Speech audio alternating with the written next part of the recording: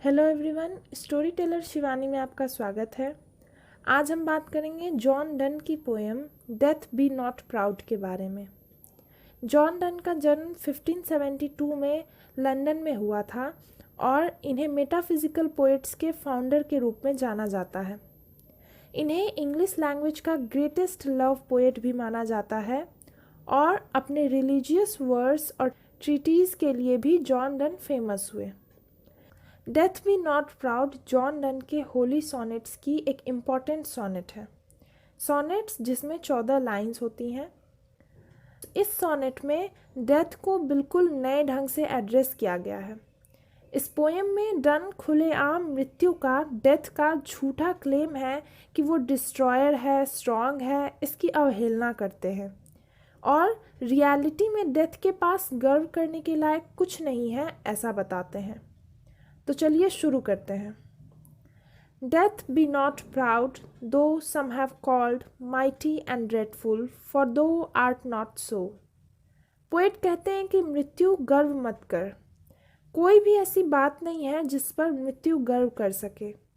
चूँकि कुछ लोग मृत्यु को ताकतवर और भयानक बताते हैं, फिर भी कोई कारण नहीं है जिससे डेथ को अपनी पावर पर, शक्ति पर गर्व हो। For those whom thou thinkest thou dost overthrow, die not, poor death, not yet canst thou kill me. मृत्यु किसी को मारती नहीं है।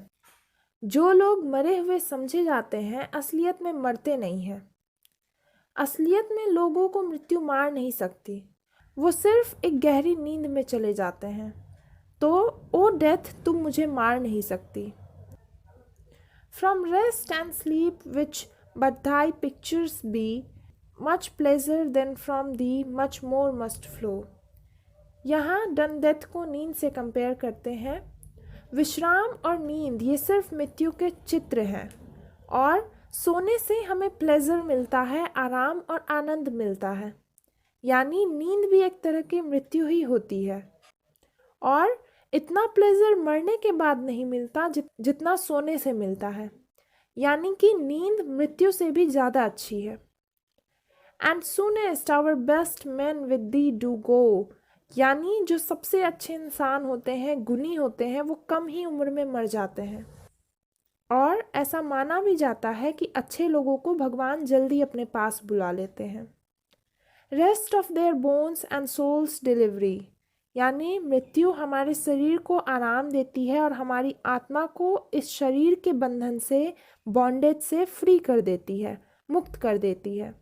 मरने के बाद इंसान दूसरे लोक में चला जाता है और वहाँ एंजॉय करता है।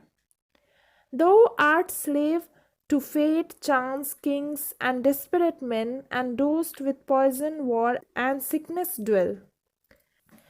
पोएट कहते हैं कि मृत्यु सिर्फ एक इंस्ट्रूमेंट की तरह है।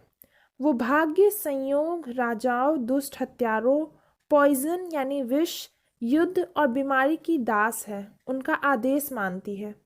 यानी ये सब मृत्यु के कारण हैं, इनके कारण ही मृत्यु होती है। And poppy and charms can make up sleep as well, and better than thy stroke why swell'st thou then, यानी अफीम या फिर ऐसी नशीली चीज़ें भी हमें सुला सकती है और डेथ से ज़्यादा अच्छी और कोमल नींद दे सकती है। तो मृत्यु क्यों फूलती है, यानी क्यों अपनी शक्ति पर घमंड करती है।